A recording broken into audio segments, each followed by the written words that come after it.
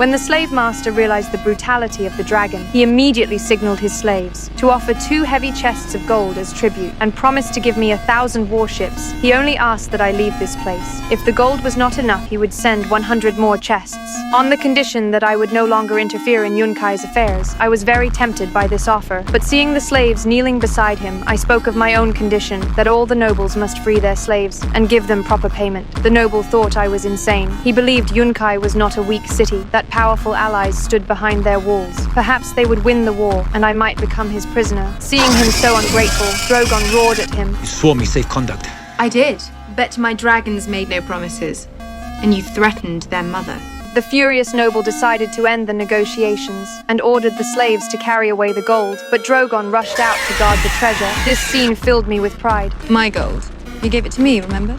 The noble was very angry, but he could only leave without a word. Since the negotiations had failed, the nobles began preparing their army to fight me, and they hired a force called the Second Sons. In the eyes of the Second Sons, only profit mattered. As long as they had enough gold, they would do anything. Though they had only 2,000 men, they were fully equipped and battle-hardened. Defeating them would not be easy, so I summoned the 3 leaders of the Second Sons, planning to bribe them with more gold, but the leaders had no interest, and even openly insulted me. At this point, my heart was already strong. I cared nothing for their mockery. I asked them, "You have only 2,000 men, while I have 8,000 unsullied and 3 young dragons. How could you possibly defeat me?" Second Sons have faced worse odds and won.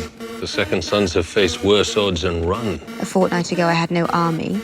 A year ago, I had no dragons. You have 2 days to decide. The leader still showed no interest after hearing this, and continued his insults. Grey Worm wanted to teach him a lesson, but I stopped him immediately. Then I gave them 2 days to reconsider. But before leaving, the leader insulted Missandei. I'm looking for you when this is over. Sir Barristan, if it comes to battle, kill that one first. Gladly, Your Grace.